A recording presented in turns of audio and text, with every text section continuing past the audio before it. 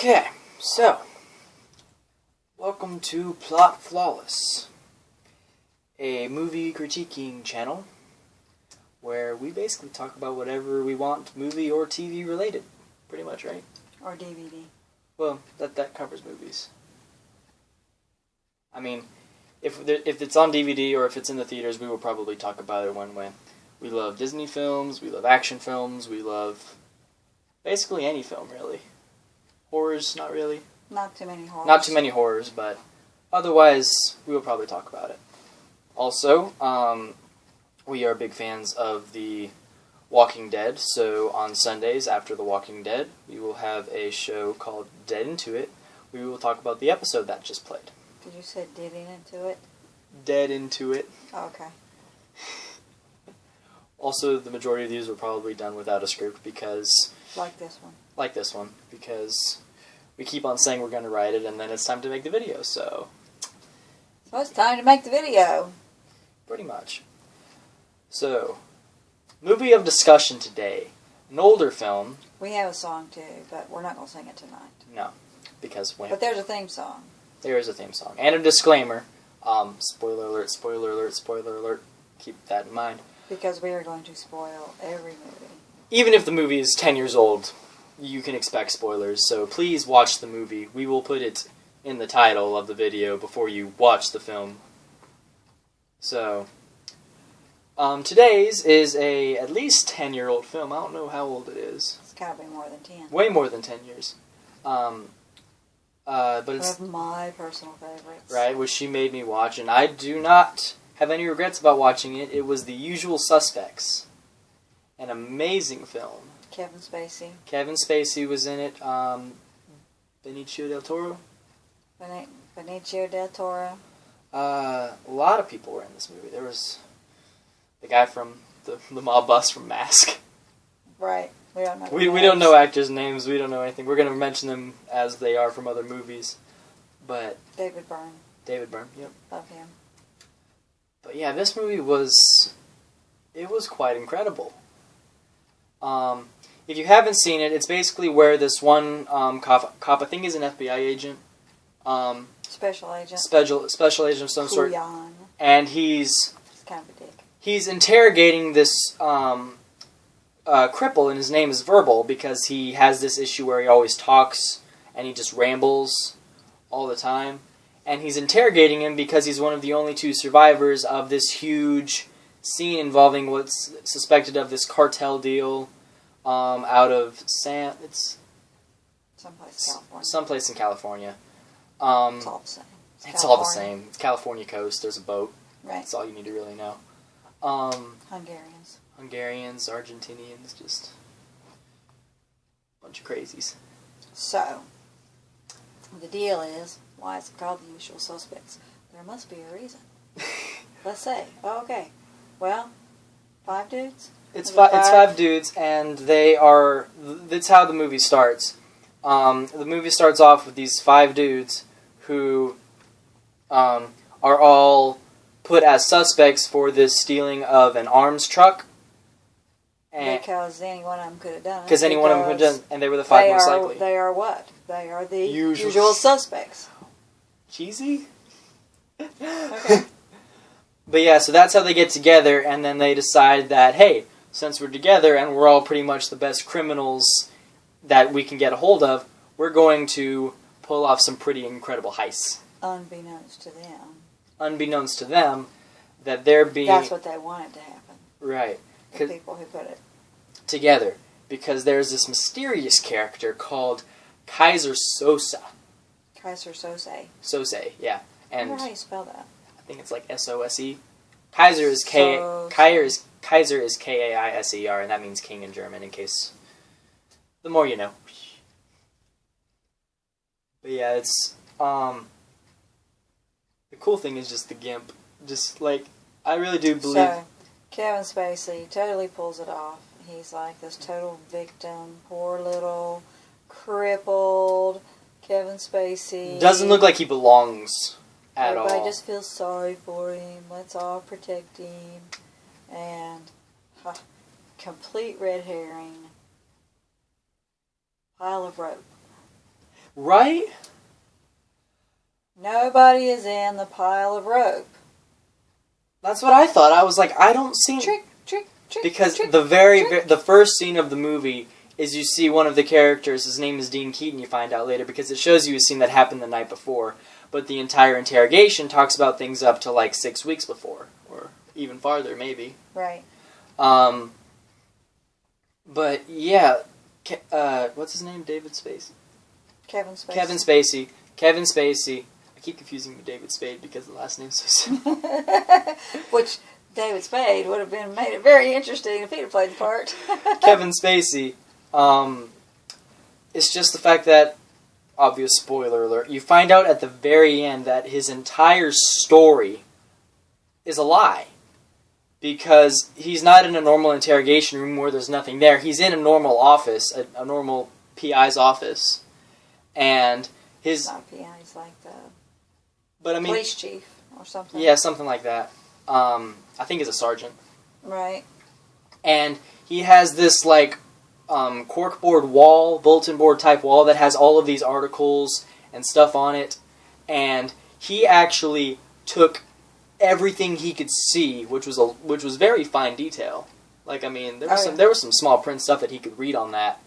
And he used everything to create this story. Ridiculous story. Which none of it was true. Story after story after story. And it all connected very smoothly. And he talked all the time, which is why he's called verbal, so... Right, he's very annoying, really. He's very annoying. Just the way he talks, and just like, he can just, like, tangent. And then, like, I don't know anybody else who does that. I don't either. At least not that bad. Shut up. I talk a lot, okay.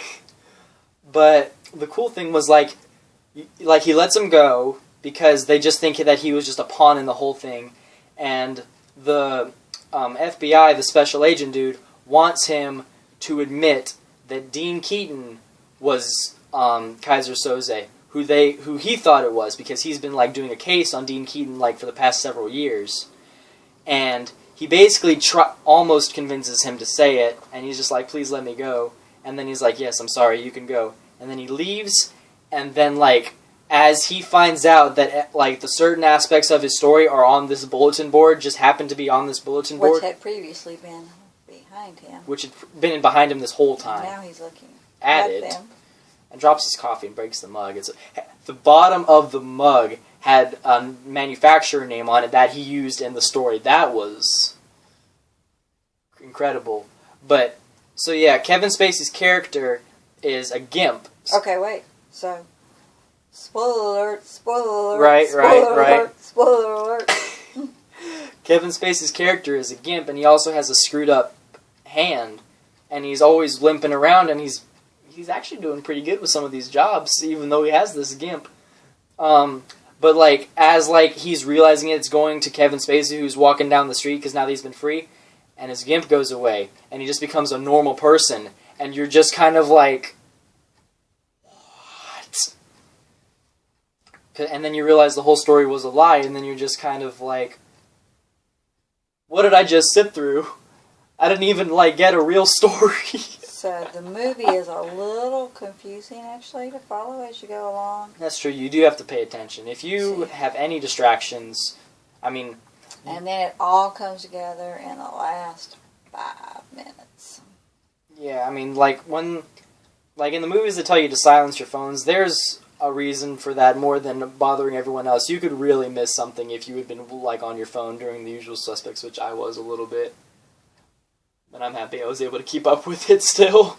So, one of the other things that we do in this movie is in the show, not movie, we're not in a movie yet. Yeah, that'd be cool. Is, I don't know if we can do it today, we recast. If we need to. And we rewrite endings. If we need to. Did you even say what the name of the show is? This is PlotFlawless. This is PlotFlawless. Which, by the way, another movie genre that I completely forgot to mention. We love to critique time travel movies. Oh, that's the main one. That's like, I mean, that's where we will point out if it's a time travel movie where the issues are, and we have a whole list of time travel movies that we will be showing y'all eventually. Because we have 3 that are in our top 3 time travel setup, but The Usual Suspects is not time travel. So, did you want to recast anybody? I kind of liked this cast. I liked the cast. I mean, I didn't know any of the actors very well, which I was okay with, because they all did really well. It's really still hard for me to take Kevin Spacey as a badass. Yeah, he was. Yeah, well, see, I mean, that's the thing. They don't want you to think he's a badass. True. But it seems like you Mild need to look at somebody. Mild profanity on this, just a little bit. But. Is this PG-13? Not any PG-13. Yeah. Somebody that needs to have the potential to be a badass. A badass. Well, okay, so there is this one scene where they're trying to get a small little deal that's happening in a parking lot or in a parking deck, and Kevin Spacey shoots a guy out of nowhere, and you just don't expect that, and that kind of gave him some badass points, I think. Yeah, and his whole crippled thing went away too.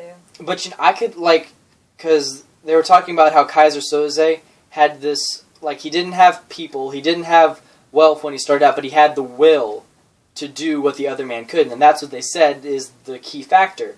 And Kevin Spacey, I could feel the will aspect, at least from him.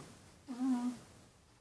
Another thing that throws you off the track of expecting Kevin Spacey to be Kaiser Soze is they show you a story that's acted out, and the person who plays Kaiser Soze in the acted out story, you never see his face, but he has long black hair, and Kevin Spacey is pretty much bald. Mm.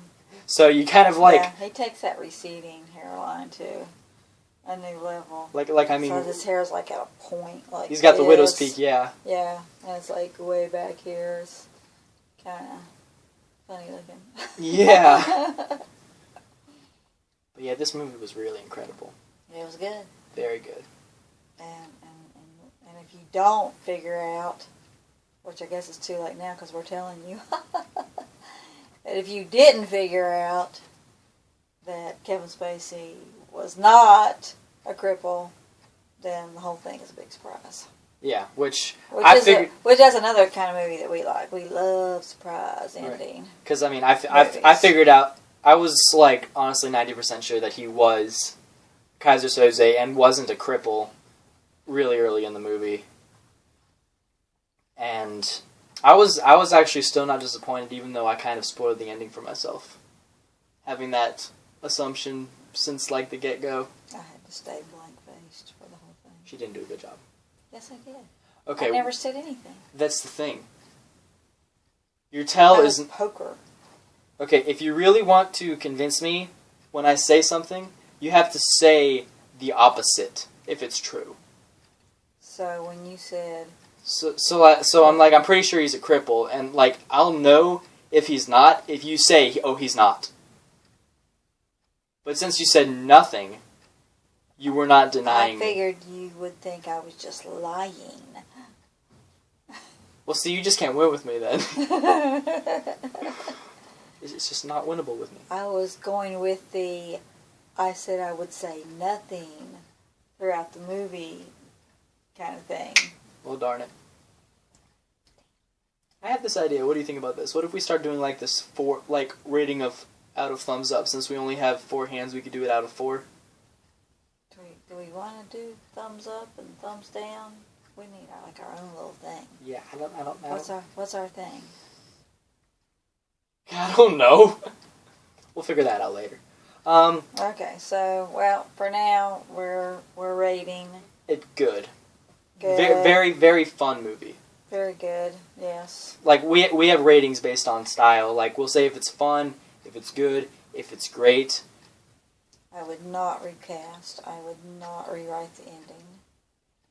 I would recommend it to anybody who likes movies. Likes something a little bit suspenseful. Good action film. And has the attention span to pick up all the details. Yes, you have to be an avid moviegoer or movie connoisseur to some extent. Which we are movie connoisseurs. Do keep in mind also, this is not where our PlotFlawless will usually take place. It might take place here. Sometimes this is my room. It might be downstairs on our couch in the living room. That's where Dead Into It, I said that correctly, will be tomorrow. Get it, Dead Into It. Cheesy! And then sometimes we might do it on the drive home if we actually have watched the movie at a theater. Right. I mean, that's how this channel came to be, is we talked about movies on the way home, and we were like, we should start recording this, because these get pretty funny. This one wasn't very funny, but... Nah. So yeah, I hope y'all love this channel. And again, movies, new, old. Heck, if we get enough fan base, feel free to suggest movies to us. We will. Maybe we'll even get some guest stars. Yeah, like to come in. Like Trinity, so, my niece, your granddaughter. Or like Ted, or somebody could come by. You just added to the fact that there's a teddy bear in my room. You jerk! Oh, I thought he was our guest star. I thought you were funnier. So yeah, welcome to the channel. This is PlotFlawless, and I hope y'all have a wonderful night. And we'll see you tomorrow for Dead Into It. Peace.